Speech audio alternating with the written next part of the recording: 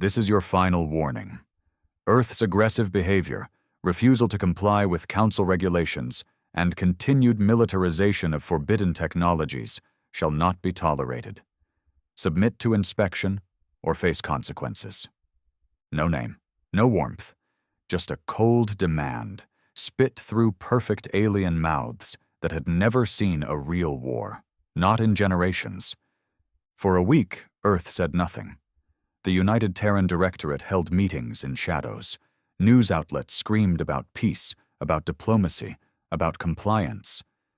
But the silence from the Directorate said more than words ever could. Then, on the 8th day, Earth responded. And every star listened. The response was delivered not through translators or diplomats, but by Commander Grant Maddox, a scarred veteran of the Martian insurgency, standing alone at the UN astral podium. His voice echoed across every galactic frequency, his face, flesh and steel, broadcast unfiltered. He didn't read from a script. We received your warning. Here's ours. We don't kneel, we don't forget, and we don't forgive threats. He leaned closer to the mic, steel-gray eyes locking with a dozen alien species watching from across the void. From this moment, Earth considers your transmission an act of hostility. You want compliance? Try taking it. He paused, the silence heavy. This is a declaration of war. The feed cut, not jammed, deliberately ended. What followed was chaos. The Council hadn't expected it. Earth was a Tier 2 civilization by their measures. Impressive, yes, but not a threat. Not something they feared. Just something they wanted under control. Like every other planet they'd bullied into submission. But Earth wasn't like the others. Earth remembered its history.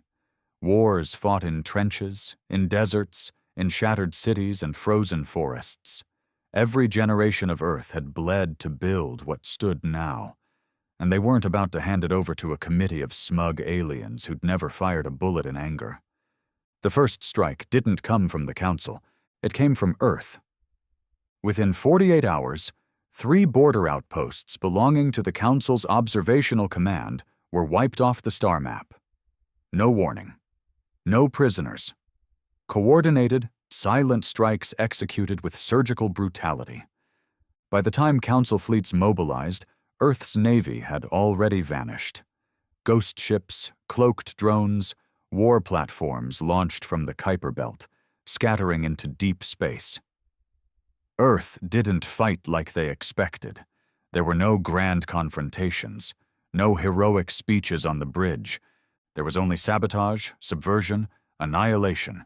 And at the center of it all, Commander Maddox, now Supreme Commander, directed the chaos from the UNS Hellstorm, the most powerful dreadnought Earth had ever built. And the Council knew his name. They called him the Butcher of Titan, though no human had ever confirmed what had happened there. Only that a Council fleet of 16 ships disappeared near Saturn's largest moon. Maddox had returned alone. The rest? The Council said it was a communications failure. Everyone else knew the truth. Now the Council was realizing too late that Earth had been preparing. While the aliens debated protocols and trade routes, Earth had been building war machines, training orbital shock divisions, designing AI that could think faster and strike harder than anything the Council had on record. They underestimated Earth. They underestimated humans. And now they were about to learn what that meant. Maddox stood in the war room, arms crossed, jaw tight. The hologram showed Council Fleet Alpha advancing on the Vega line, 12 battlecruisers, 6 destroyers, and a diplomatic escort. "They're bringing ambassadors into a combat zone?" his second-in-command, Harper, asked, scoffing. "Do they think we'll hold back because of that?" Maddox didn't answer. He just stared at the display, jaw grinding slowly. Then he turned, voice cold. "I want their comms jammed. Target their escort ship first, then burn the rest." "But sir..." They sent a threat, Maddox said, voice low. We reply with fire. Outside, in the cold silence of space, Earth's retribution waited like a coiled serpent, and the stars were about to bleed. The UNS Hellstorm moved through the black like a predator, its hull cloaked in advanced magnetic distortion fields, impossible to lock onto by standard galactic sensors. Its engines, near silent in vacuum, made no sound, just cold momentum. Commander Maddox stood at the helm, staring through the reinforced glass at the stars beyond. He didn't speak. He didn't blink much either. His hands, scarred from an explosion in the Martian mines 20 years ago, flexed behind his back. The war was no longer coming. It had already begun. Behind him, the command deck buzzed with quiet intensity. Officers moved fast, but not panicked. They knew what was expected. They'd trained for it. Earth didn't hand out command posts like candy. Every man and woman on the Hellstorm had earned their place with blood, sweat, and decisions that would haunt most people for a lifetime. Sir, Harper called from the console bank. Intercept confirmed. Council Fleet Alpha is 27 minutes out. They're broadcasting again. Let's hear it, Maddox said without turning. The speakers crackled, and then a smooth, rehearsed alien voice filled the bridge. One of the Council's many representatives, this one from the Sereni, a 6-limbed species with translucent skin and an obsession with hierarchy. This is Fleet Alpha, speaking under authority of the Galactic Council. Earth warship Hellstorm, you are ordered to power down weapons and surrender for questioning. Your aggression has been noted and documented. Continued resistance will result in punitive action. The message ended. No emotion, just the same tone they used when scolding lower species for not paying tribute. They didn't understand yet. Send a reply, Maddox said. Yes, sir. What should I transmit? Nothing. Harper looked up. Sir? Maddox turned finally, his face stone. They want a reply. They'll get one in 27 minutes. Not before. He stepped down from the platform, coat flaring behind him, and entered the tactical bay where 24 strike captains stood waiting. These were men who'd commanded orbital assaults, launched deep space kill missions, led suicide squads, and walked away breathing. Some wore medals, some wore burns. None smiled. We're not here to negotiate, Maddox began, voice low and even. We're not here to show restraint. The Council made their position clear. They want Earth broken, submissive. They want us brought to heel like every other world they've stripped and sterilized. He paused, eyes scanning the room.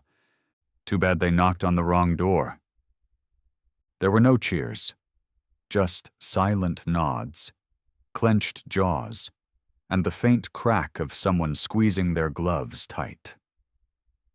The Vega line is where we draw the boundary, Maddox continued. This is where we remind the galaxy what Earth is, not a planet of politicians, not a race of thinkers who bend.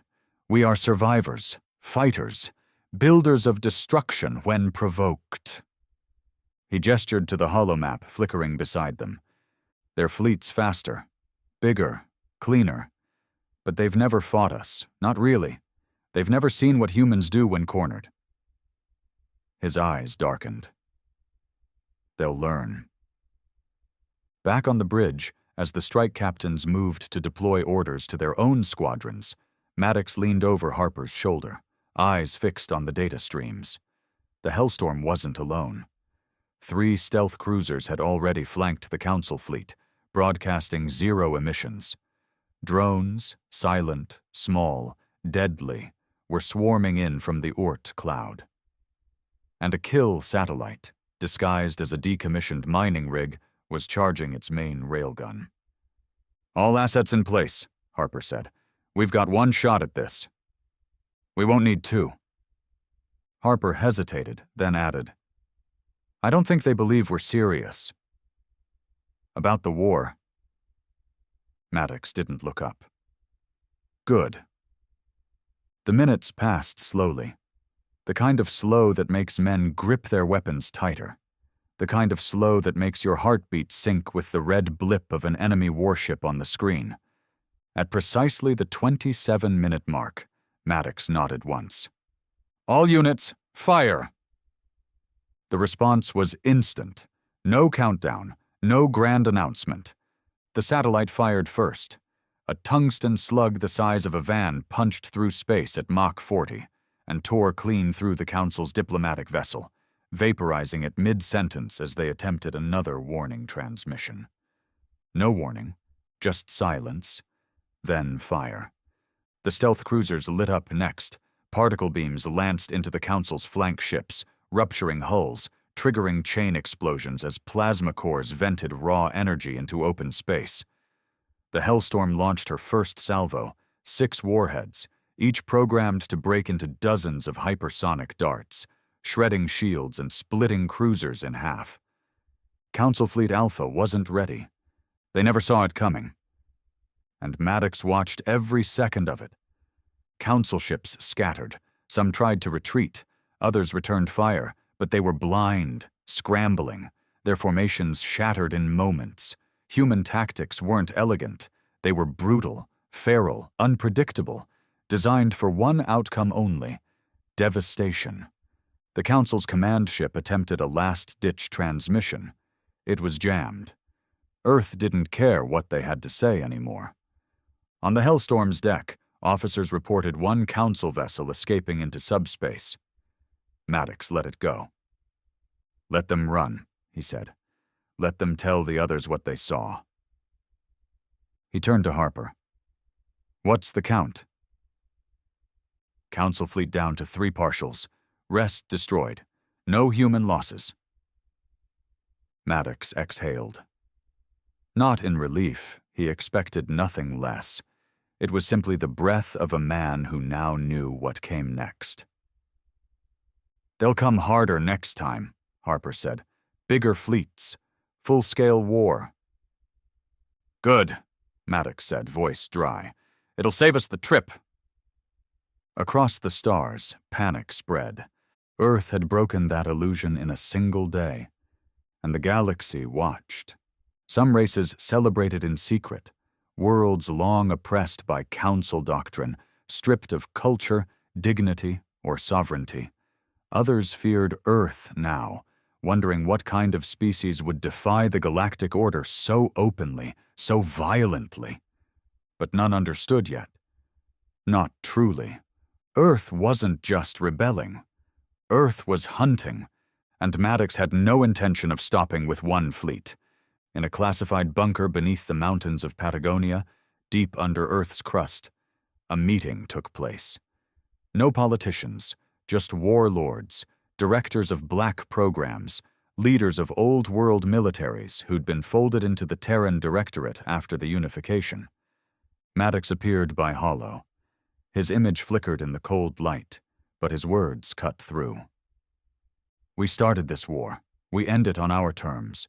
No retreats, no negotiations. The Council made their threat. Now they get to watch us dismantle their empire piece by piece." "What's the objective?" someone asked. Maddox didn't hesitate. "Victory." There was no need to explain what that meant. It didn't mean peace treaties or council seats. It meant the Council on their knees, or their ashes floating in the dark. The room fell quiet. Then came a question no one wanted to ask, but had to. "What if we lose?" Maddox's face hardened. "Then we make sure they remember what it cost to beat us, and they'll wish they hadn't." Back on the Hellstorm, Maddox watched footage of the Council survivors limping through space, engines sputtering, shields dead. Some were already breaking apart from system damage. And yet, he didn't feel satisfaction. This wasn't about revenge. This was about showing the truth, that humans weren't a species to be managed or tolerated. They were to be feared. He tapped a secure console. A file opened, labeled Operation Iron Gospel. A list of targeted Council installations lit the screen: research centers, trade hubs, key communication relays. They weren't just going to break fleets. They were going to shatter the foundation of Council dominance, economically, militarily, ideologically. He stared at the top of the list. Veltrix Prime, the Council's Central Intelligence Archive. "Set course," he said coldly. "To Veltrix?" Harper asked, eyes wide. "We'll be deep in Council space. Suicidal." Maddox looked over, the corner of his mouth lifting. Not a smile, but something darker. "They started this war with a warning," he said. "Let's answer it with extinction." The UNS Hellstorm had been in silent warp for 40 hours, coasting through forbidden sectors of Council space that had been blacklisted by every major species. It was dangerous, uncharted, and unpredictable. But that's why Maddox had chosen it. No one expected humans to take the dark route. And that's where humans thrived, in the places others feared. Commander Grant Maddox hadn't slept in over a day. He didn't need to. His mind was sharper in war than in peace. Peace had dulled Earth, nearly killed it. War was clarity. War was purity. War was home. "Status report," he barked as he stepped onto the command deck. "Subspace stealth holding," Harper responded. "No contact with enemy sensors. No anomalies. Our estimated arrival at Veltrix Prime is 8 hours. Maddox nodded. He moved toward the holomap and looked at the looming red dot marked Veltrix Prime, the Council's Central Intelligence and Data Archive. Not just a storage facility. It was their brain. Everything from species histories to surveillance on independent colonies, blackmail dossiers, and war doctrine files were stored there. Earth's war wasn't going to be fought by brute force alone. This strike would be surgical decapitation. "We hit Veltrix, we cripple their coordination," Maddox said, eyes narrowed. "We don't just fight them, we blind them." Harper hesitated. "Sir, the facility is shielded, heavily. It's buried in a lunar crust, surrounded by 4 moons, and they've got over 2,000 defense platforms. It's suicide." Maddox turned to him, cold and calm. "Everything worth doing is—" He walked off the deck. No speeches, no prep rallies, just the silent pressure of knowing what had to be done. And doing it. 3 hours later, in the Hellstorm's black chamber, Maddox met with the Ghost Unit. No uniforms, no medals, just ghosts. These were men pulled from every shadow program Earth had run in the past 40 years. Some weren't even officially alive. Trained in sabotage, zero-G infiltration, orbital collapse, and neural warfare. Their leader, a man named Riker, bald, silent, skin like cracked steel, nodded once as Maddox entered. "This will be our last conversation," Maddox said bluntly. Riker didn't ask why. "You'll breach the outer shell through the maintenance shafts. Use the Havoc seeds. Nothing traceable. Get in, download everything we can, and plant the virus. The exit window will be 90 seconds after the strike begins." Riker just stared at him. Then, "What about extraction?" "You won't be extracted," Maddox said. "You're staying until the core collapses. You knew that when you signed up." Riker nodded once. "About time?" There were no goodbyes. Ghost Unit didn't do farewells. They just vanished into the prep chamber and suited up. Within 20 minutes, they were inside a stealth drop pod, cradled in the Hellstorm's ventral bay, ready to be fired like a bullet at the enemy's skull. Maddox watched the pod seal shut. 13 men. 13 chances to snap the galaxy's spine in one blow. He tapped a code into the terminal. "Pod launch in 30. Harper turned from the command console. "Sir, I need to ask, why now? Why not wait? We're winning the outer battles." "Because those outer battles are distractions," Maddox said without turning. "We destroy Veltrix. We destroy the illusion. They think they can manage us. This proves they can't even see us coming." He paused. "We're not trying to win peace anymore. We're trying to end the game entirely." Harper nodded, though tension knotted in his throat. He wasn't sure where the line was anymore. Maybe Earth had already crossed it. Maybe Maddox had never believed there was a line at all. The strike began with chaos. As the Hellstorm dropped from warp near Veltrix Prime's fourth moon, she didn't appear on sensors. She ripped through them. Her signal disruptors fried every surveillance net in a 1,000-mile radius. The satellites spun into useless fragments as EMP waves rolled out from her hull like sonic shock. 3 Council defense ships immediately moved to intercept, sleek and armed to the teeth. They didn't even get the chance to lock weapons. 2 were vaporized by kinetic slugs from orbital railguns Earth had positioned months ago, long before the war ever began. Covert ops Maddox himself had authorized under the name Project Salted Glass. The 3rd ship tried to run. It didn't make it more than a kilometer before a hyperspectral missile tore through its belly and shredded it into liquid debris. Now came the hammer. From the Hellstorm's belly, the Ghost Unit's pod launched silently. No heat signature, no propulsion trail, just raw velocity and silence. The pod streaked toward the Veltrix crust like a comet. Inside, the team sat wordless, breathing steady, weapons loaded, eyes forward. They didn't need pep talks. They'd all accepted one truth. They weren't making it home. Back on the Hellstorm, Harper watched the feed go dark. "Signal lost," he muttered. "Pod has breached crust, jammed beyond that point." Maddox stood silent. For a moment, the war paused, like even the universe was holding its breath. Inside Veltrix, alarms rang. The Council's inner security was in chaos. Their systems, designed for diplomacy, control, long-term strategy, weren't built for this kind of sudden, savage assault.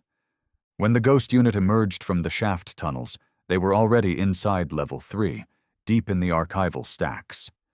The guards didn't stand a chance. The ghosts moved like shadows. No noise. No warning. In 7 minutes, they'd reached the inner vaults. And as Riker plugged the seed into the core terminal, his eyes caught the footage. Thousands of files about Earth, its leaders, its people, its psychology, its weaknesses. Everything the Council thought they understood. He smiled. "You don't know a damn thing," he muttered. Then he hit enter. The virus launched. Within seconds, the entire data hive started to collapse. First slowly, files corrupted, terminals crashing, then violently. The AI safeguarding the vaults triggered a failsafe, believing they were under a neural intrusion. It began the Purge Protocol. And that's when the ghosts detonated the Havoc seeds. The entire facility shook. Lights failed. Gravity failed.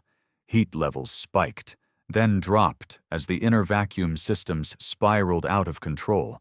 And in those final seconds, Riker stood in the wreckage, the virus still eating, and muttered, "Earth sends its regards." Then everything went black. On the Hellstorm, Harper turned to Maddox. "Core collapse confirmed. We lost contact with the ghosts." "They did their job," Maddox said flatly. "Now we do ours." "What's our move?" Maddox walked back to the deck window. He stared at the distant remains of Veltrix Prime as the moons began to shift from the gravitational disruption of the core collapse. "Now," he said, "we start breaking planets." Harper looked at him, eyes narrowing. "Is this still about the Council?" "No," Maddox said, voice a low growl. "This is about Earth's place in the galaxy. This is about making sure the next time anyone out there thinks about threatening us, They remember this day and decide to die quietly instead. He turned to the crew. Set a course for Council Central. You mean the core ring? Harper asked, stunned. We don't have authorization. We don't need it. That's not a battlefield. It's a political sanctuary. Not anymore, Maddox said. Now it's a target. In the Council's inner sanctum, news of Veltrix's fall hit like a solar flare. The high voice collapsed mid-sentence. Panicked councilors screamed for evacuation. Debates were abandoned, protocols thrown out. Whole species were suddenly reconsidering their allegiance. Earth hadn't just retaliated. They'd struck at the Council's brain. And the message was clear. You're not gods, you're not safe, and you're next. The UNS Hellstorm slipped through the dead zone between the shattered remains of Veltrix Prime and the edge of the core ring. The dark matter drives hummed low, barely audible through the hull. Earth's flagship wasn't rushing anymore. It was hunting. Maddox stood alone in the observation chamber. Around him, the stars were still.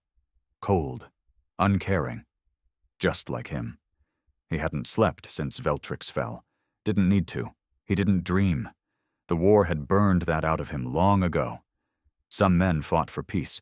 Maddox fought because there was no peace left worth saving. The door slid open.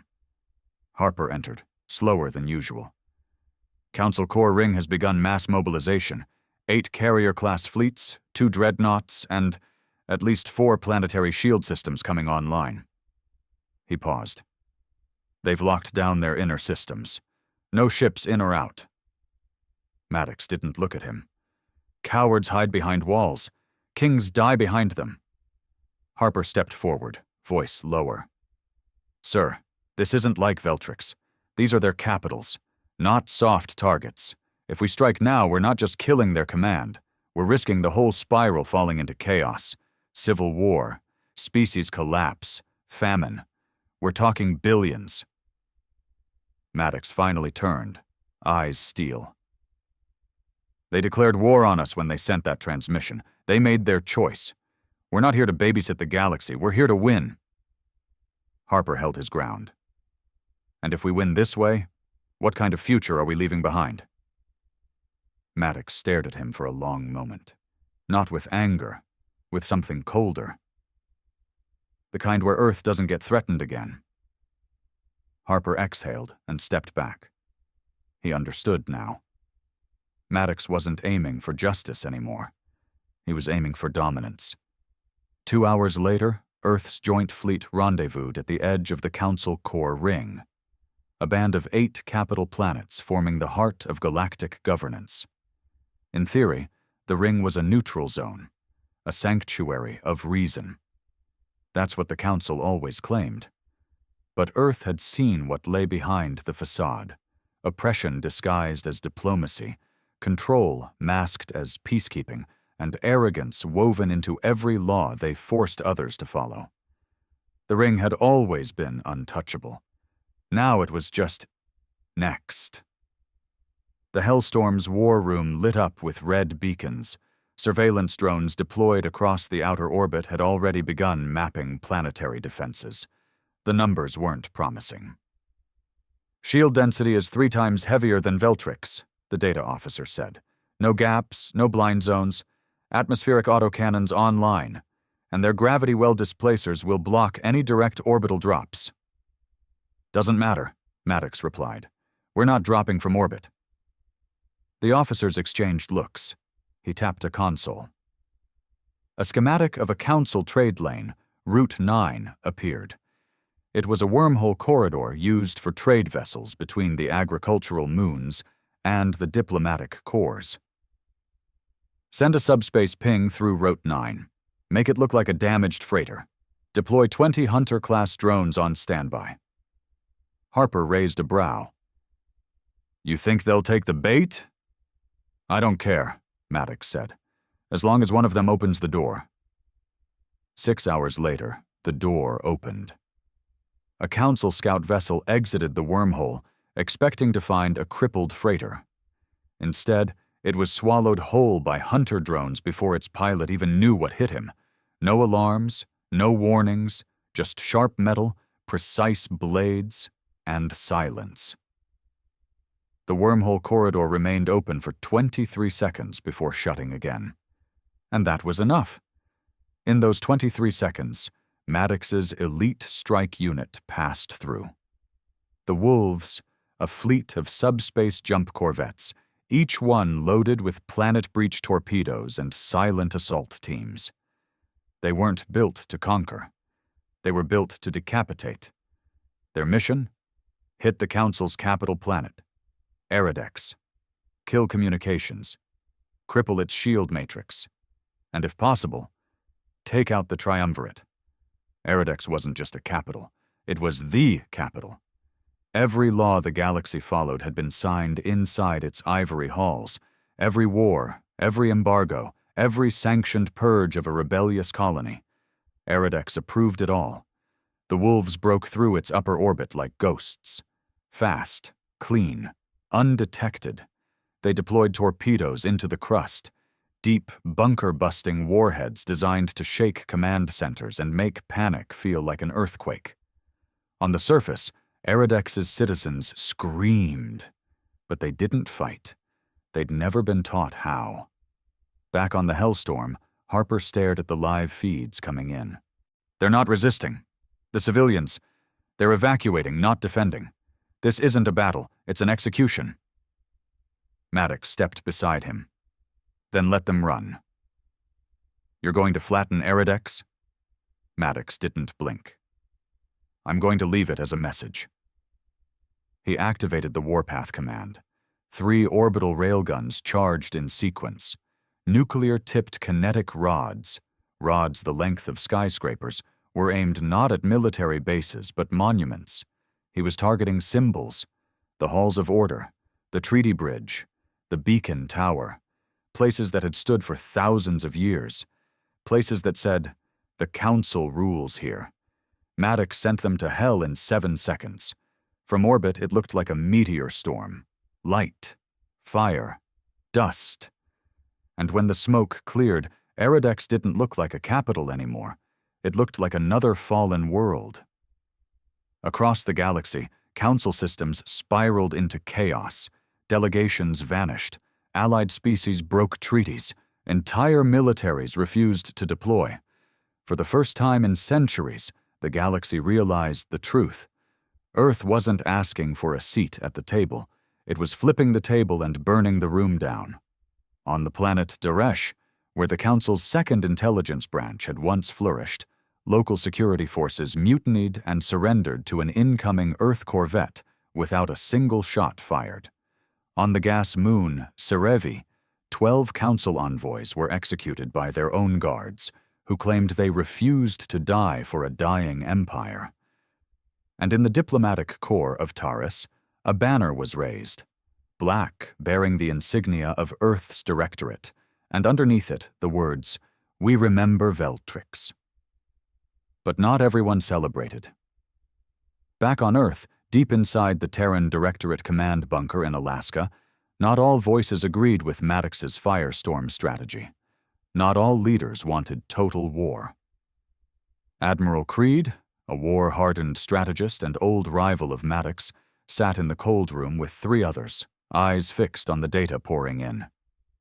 "He's winning," one of them whispered. "No," Creed growled. "He's destroying." They all fell silent. Creed leaned forward, staring at a still image of Aerodex's destruction. "He's not trying to protect Earth anymore. He's trying to remake the galaxy." Someone asked, "Should we recall him?" Creed looked at them like they'd grown another head. "You recall Maddox," he said, "and he won't come back in cuffs. He'll come back with guns." On the Hellstorm, Maddox stood at the front of the command deck, watching as the core ring's remaining planets began to power down shields, one by one, not because they surrendered, but because their power grids were failing. Veltrix had held the knowledge. Aerodex held the will. With both gone, the rest was just collapse. Harper approached him again. "It's over." Maddox shook his head slowly. "Number not yet." Harper swallowed. "Then what's next?" Maddox turned, voice like steel. "We find the last council planet that still thinks they can talk to us." "And?" Maddox's eyes burned.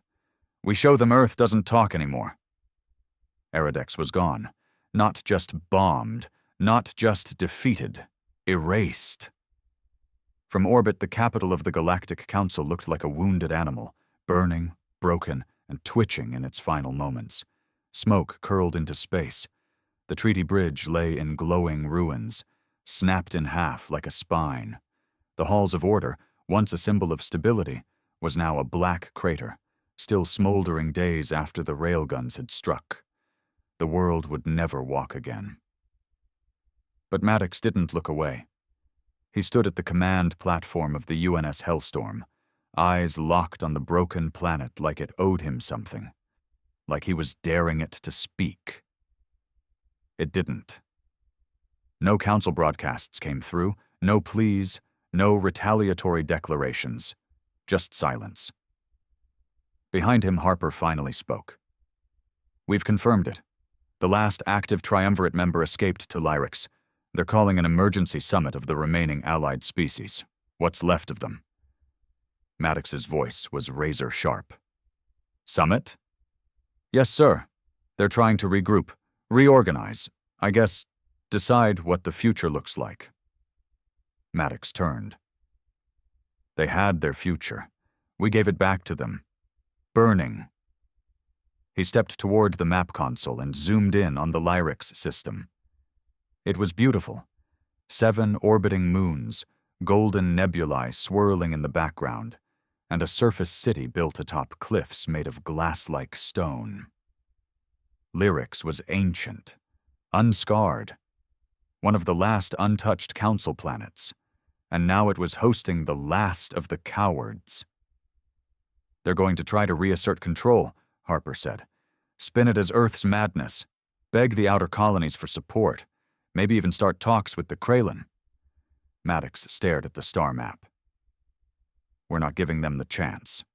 He tapped the console. "Plot a course to Lyris." Down on Earth, things were different. In Alaska's Directorate Command bunker, the tremors from Maddox's campaign were finally catching up. Reports of mass surrenders were flooding in. Yes, but so were the darker ones.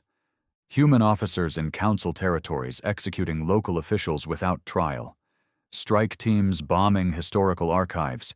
Civilian casualties, millions, in regions that had no military presence. Maddox's war wasn't precision anymore. It was purge. Admiral Creed stared at the table's holomap as another report came in from Derish. A council city wiped out by atmospheric collapse, courtesy of Earth's orbital weather disruptors.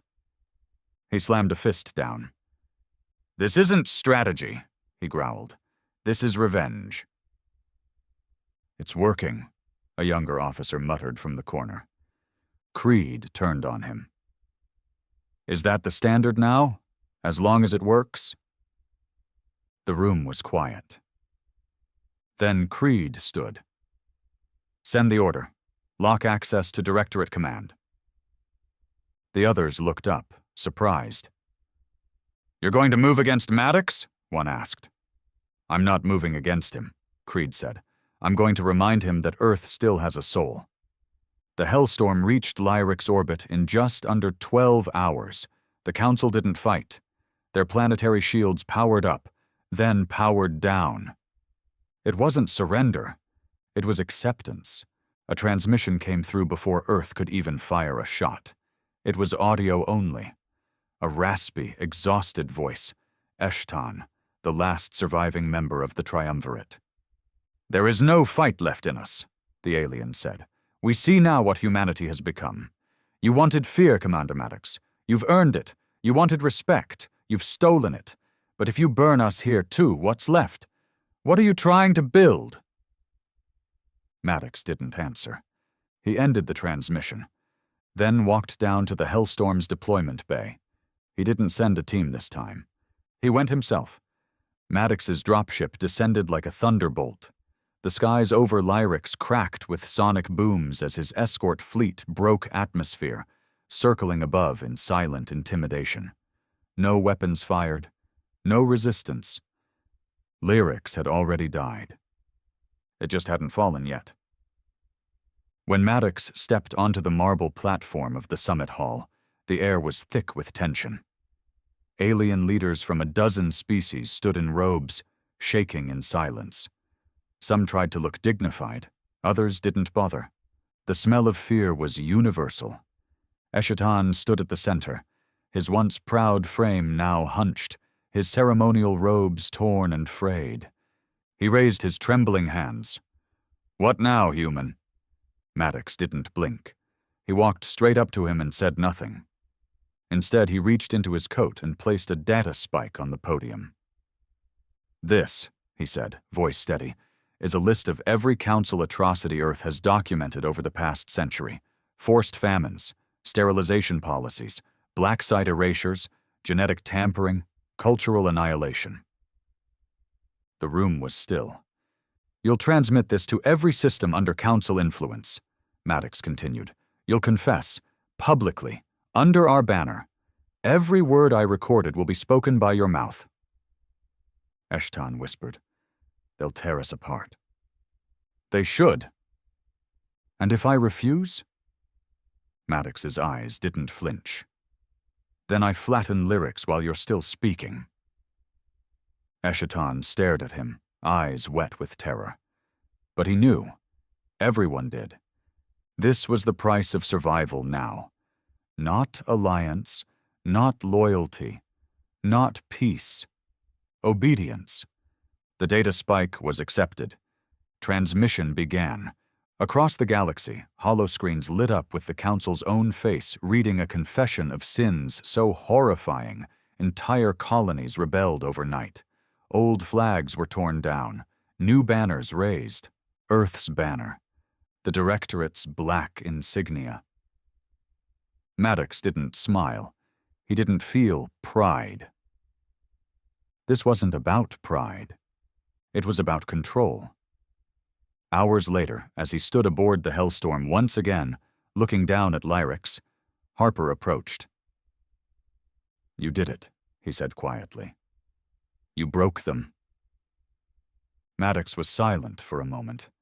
Then, "They were already broken. I just removed the lie."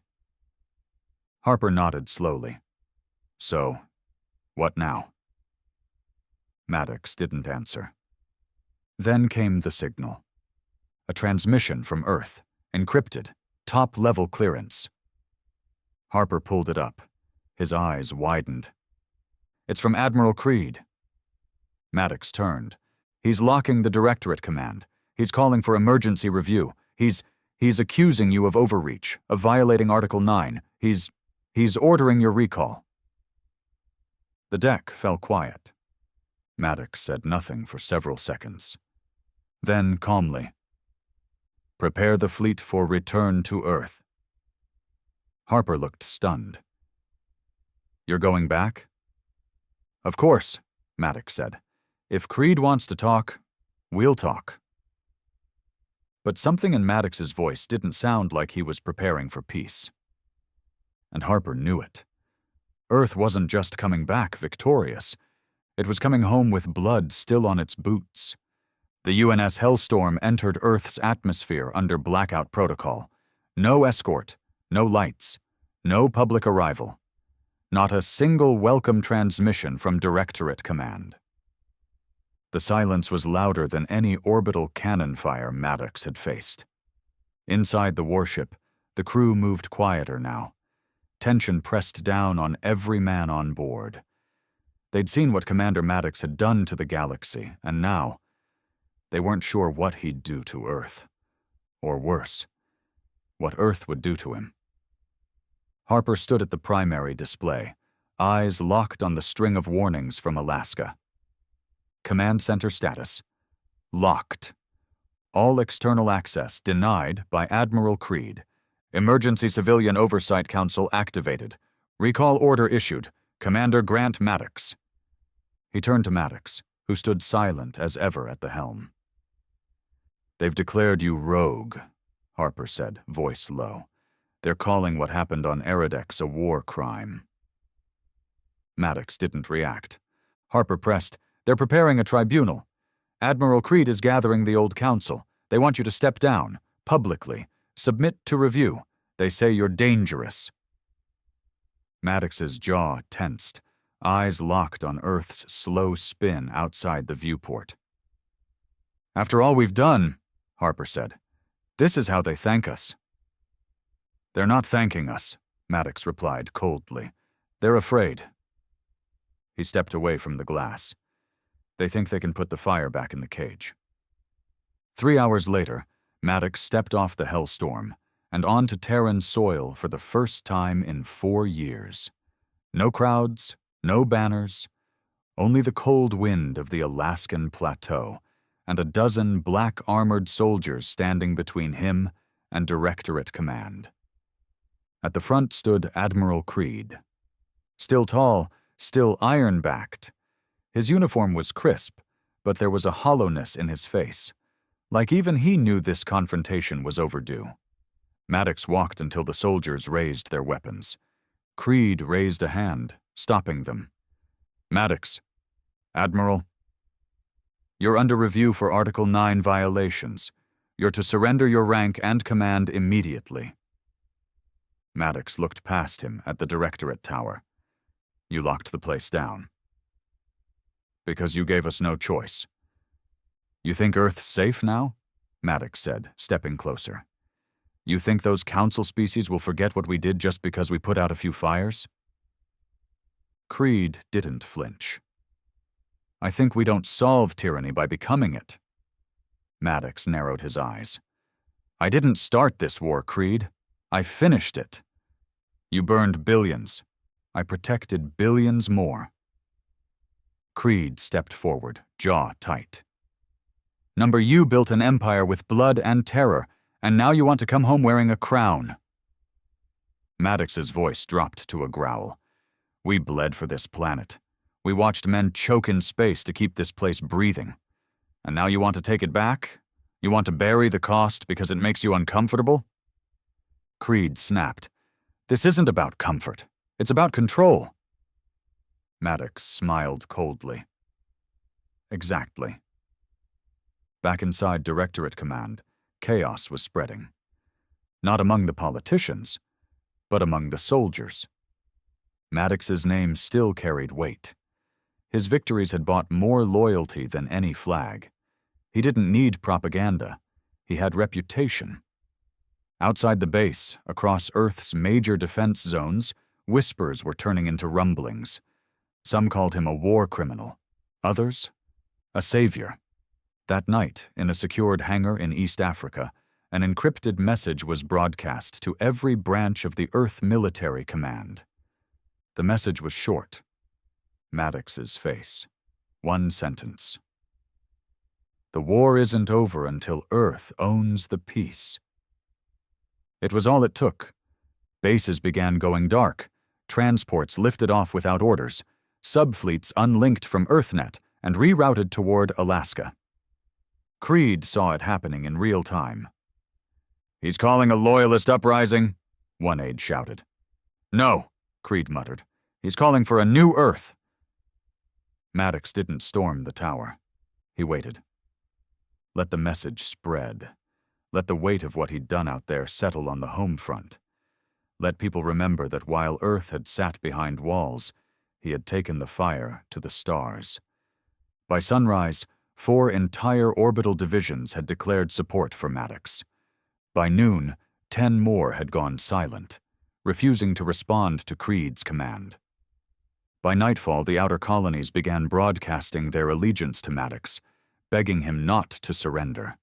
In the depths of Directorate Command, Creed stared at the final report. Maddox has over 50% of Terran military assets under unofficial control. If he marches on command, there will be civil war. He stood slowly. "I need to speak to him. Alone." His officers objected, but he was done hiding behind orders. They met again that night. Inside a neutral zone, a former UN bunker from the pre-unification wars. Just 2 men. No guards, no tech. Stone, steel, silence. Creed entered first, coat flapping in the wind. Maddox stood at the far end, watching the empty walls. "You made yourself a myth," Creed said. "No," Maddox said without turning. "The galaxy made me a monster. I just learned to control it." Creed exhaled, walking closer. "You're not the man I remember. I'm not the man Earth needed during peace.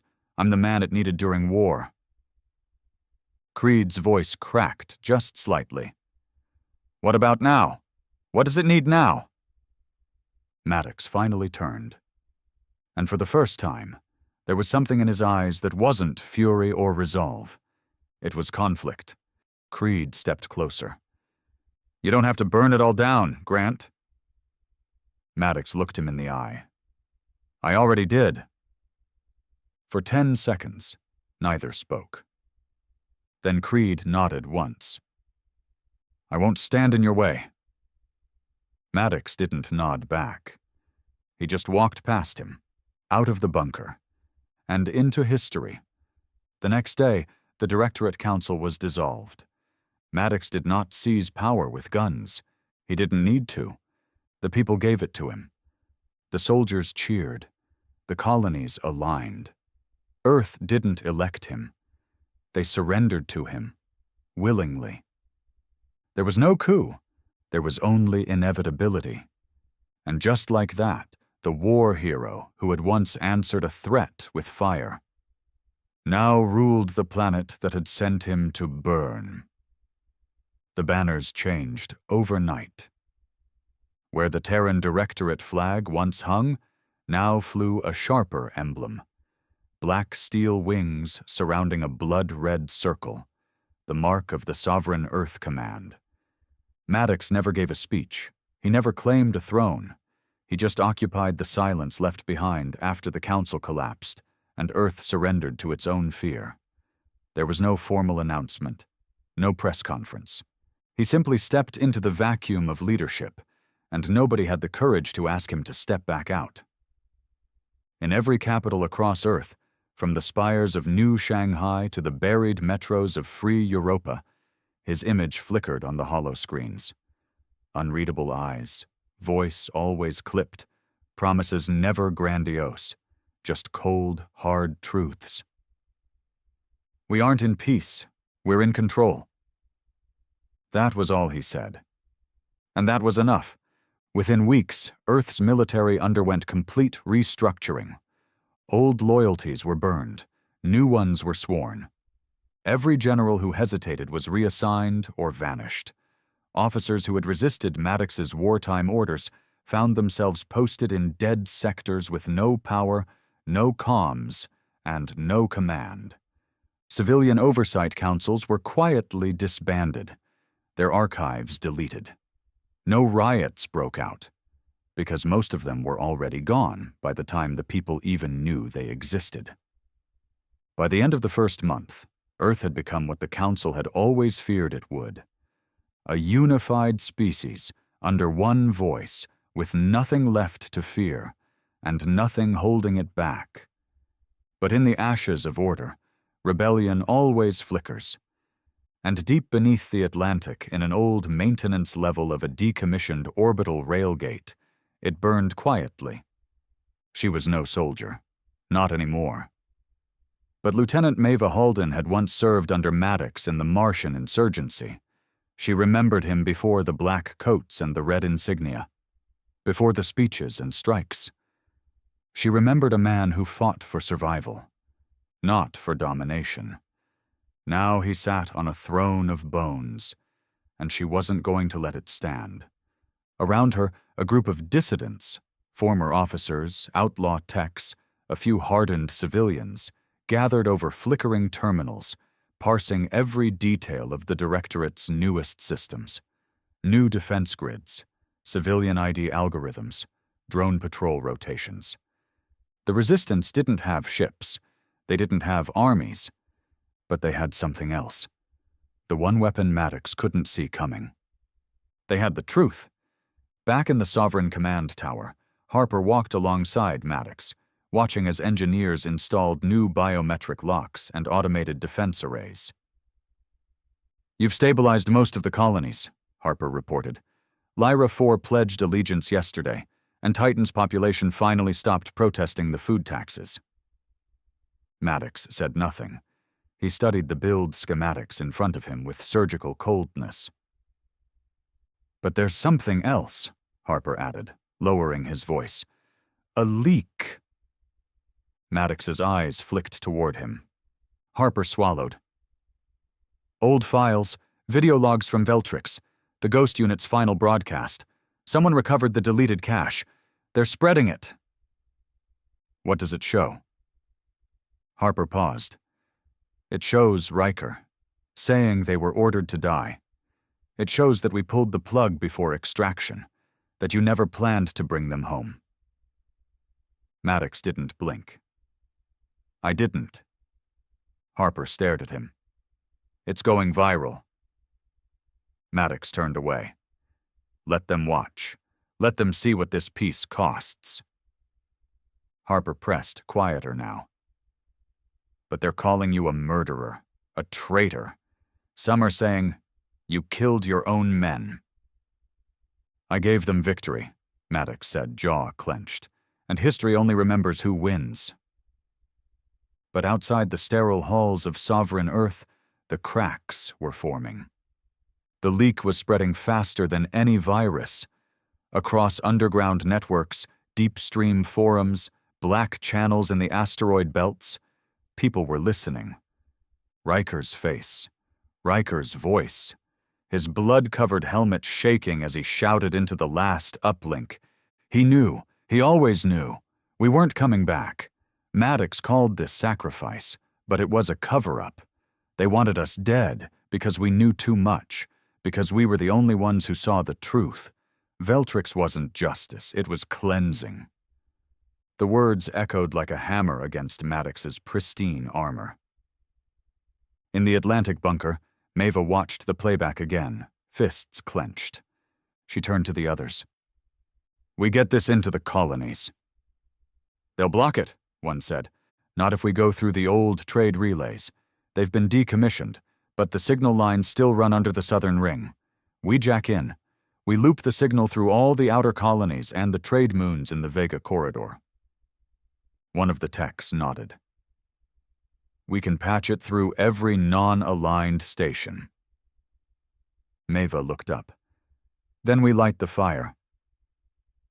3 days later, chaos exploded across the fringes of Earth's control. Minor colonies began refusing supply shipments. Pirate broadcasts jammed the Sovereign frequency. A destroyer from the 9th Terran Fleet outright defected, jamming Riker's broadcast on loop from its main comms tower. "He left us to die. He burns what he can't control." Maddox watched it all unfold from the war room. He didn't blink. He just stared at the tactical display while red zones began to bloom on Earth's influence map like spreading blood. Harper paced behind him. "If we let this grow, we're going to lose control of the outer systems. People are believing it." "Then we burn the outer systems," Maddox said. Harper stopped. "You're not serious." Maddox turned slowly. "I told you, we're not trying to win a popularity contest. We're securing humanity's place in the galaxy. This isn't about opinion. It's about obedience." Harper's mouth opened, then shut. He had no response. Hours later, Earth deployed Protocol Obsidian, a classified purge command buried deep inside the pre-war Black Archives. It authorized the erasure of any rogue communication network, station, or ship deemed a threat to Terran security. No trials, no warnings, just deletion. Satellites fired on their own colonies. Civilian relays exploded mid-transmission. On Mars outposts, drones marched through settlements, tearing out transmission dishes and torching broadcast towers. Harper watched the reports roll in like a storm. Civilian deaths. Unconfirmed. Infrastructure loss, extreme. Rebellion status, silenced. For now. He turned to Maddox. This isn't war anymore.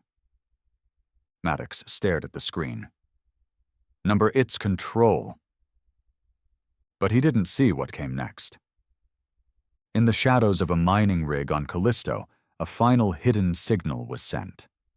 A backup archive of Riker's full logs, complete, uncut. Not just the broadcast, the real mission files. Voice logs, tactical recordings, confessions, including Maddox's own intercepted audio file. No extraction. We don't need witnesses. Let their deaths be the fire that cements our narrative. The words would reach every rebel cell in the quadrant, every surviving ghost in exile, every officer with a shred of doubt left in their blood.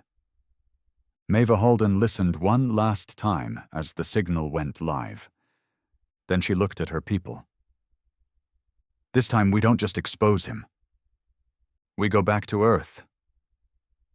Earth's sky was no longer silent. Over the Pacific quadrant, 25 unauthorized ships dropped from subspace, flying low under the old radar net, military grade, stolen or defected, their IDs scrambled, signals encrypted. But Maddox didn't need identification to know who they were. The rebellion had returned, and they'd come armed with more than weapons. They came with proof. In the command tower, red alerts blared across the holoscreens. Civilian channels were jammed. The Sovereign Earth AI scrambled to intercept corrupted signals, but it was already too late. Every terminal, every wall screen, every personal wrist link in Earth's primary sectors suddenly lit up with a name the system didn't recognize. Riker's testimony, uncensored. Then it played. The complete logs, Maddox's voice, the order to leave them behind, surveillance footage of civilians gunned down under Obsidian Protocol, collateral denied, deaths justified as stabilization collateral. And then Riker's final words, whispered through blood and static. He doesn't serve Earth, he rules it. Within 10 minutes, 6 orbital defense stations powered down. 2 refused to fire on the incoming rebel fleet. On Europa, Terran forces mutinied and pledged allegiance to the uprising. Even some high command officers from within the Directorate vanished from their posts. Earth's armor didn't crack. It shattered. In the core of the Sovereign Command Tower, Harper stood in the war room, watching the chaos unfold. His hands were shaking. Maddox, you need to talk to them. The commander stood silent, staring at the fractured map. Rebellion symbols flared red across Earth and the outer colonies. His grip on power, the most brutal and absolute the planet had ever seen, was slipping. He turned slowly to Harper. Send the strike order. Harper's eyes widened. Strike who? Rebel fleet. Every ship over Earth's airspace. I don't care if they're broadcasting truth, lies, or peace proposals. Wipe them out. Harper didn't move. I said, no. The room froze. Maddox stepped closer. What did you say? Harper's voice was quiet, measured, but the fear was gone. I won't follow that order. You swore loyalty. I swore to defend Earth, not burn it just to keep you on a throne made of silence. Maddox's face twitched, just barely, a fracture in the stone. Then he spoke, quieter than ever. Then you've chosen your side. I have, Harper said, and I'm not alone. Outside, the UNS Hellstorm, still parked in low orbit, came alive. Not under Maddox's hand. Its captain, once a loyal student of Maddox's military doctrine, had received the full broadcast, the logs, the truth, the betrayal. He made the call himself. The flagship that had once led Earth's vengeance campaign began turning its guns toward Earth itself. A silent warning. Step down, or we finish this the hard way. In the Atlantic rebel ship, Nadir, Maeva Halden watched the signal lock as Earth's defense systems stuttered, then backed off. The mutiny had worked. She turned to her crew. "We land now."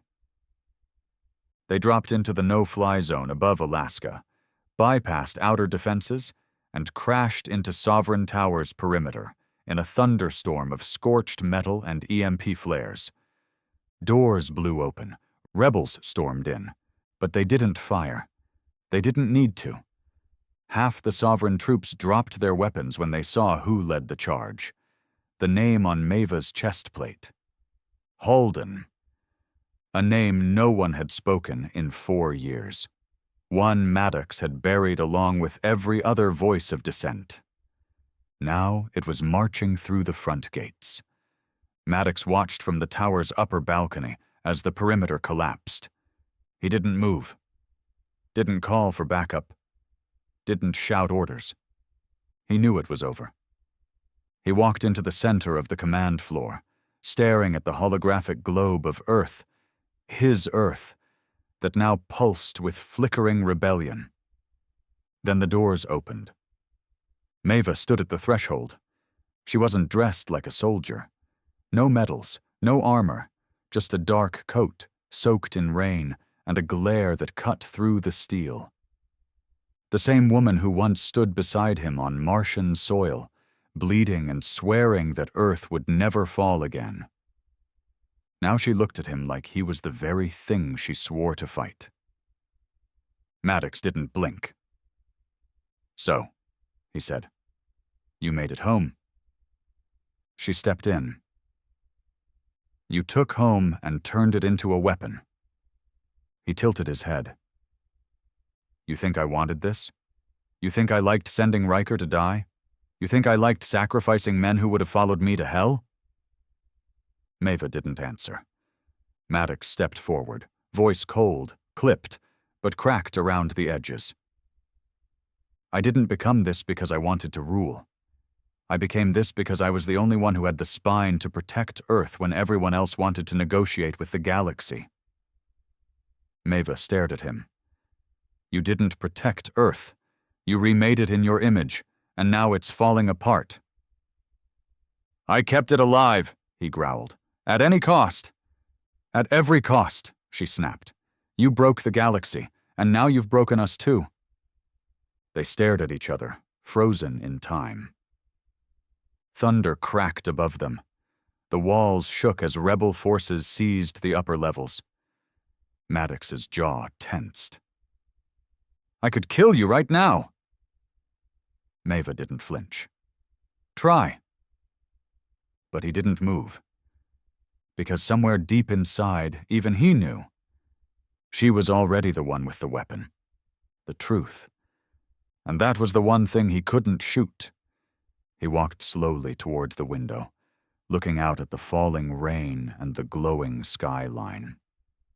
The rebellion had not come with missiles. It had come with memories.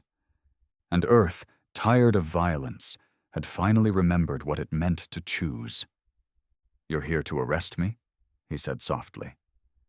Maeva lowered her eyes. "No." "Then what?" "To end this, with dignity, before someone else does it with your blood." A long silence. Then Maddox turned back to her. Something in his face was finally tired. Not defeated, but tired. "Dignity?" He repeated it like it was a word from a foreign language. "I left that on Titan." He walked to the command console, slowly, entered a key code. The holograms vanished, all security systems powered down.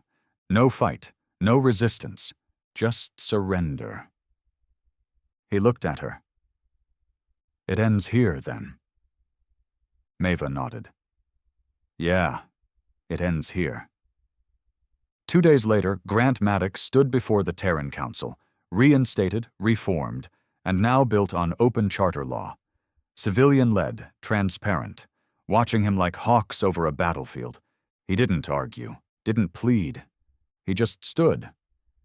When asked if he had anything to say in his defense, he simply said, "I did what I thought Earth needed. I was wrong." The tribunal didn't sentence him to death. They didn't make him a martyr. They sentenced him to exile, stripped of rank, identity, authority. No longer a symbol, no longer a commander, just a man in a shadow. Some said it was mercy, others said it was justice. Only Maddox knew it was both. He left Earth in silence, no ship, no escort, just a one-man transport to the outer rim where no council or fleet or banner could follow. He never looked back. Years later, the galaxy remembered the war. They remembered the flames, the rebellion, the trials. Some called Maddox a monster, others a savior. But history never agreed. Because that's what war does. It leaves truth buried in the ash and lets the survivors argue about what it meant. And somewhere in the void, a scarred man drifted quietly between stars. No rank, no flag, only memory, and the knowledge that once, when the galaxy threatened Earth, Earth replied,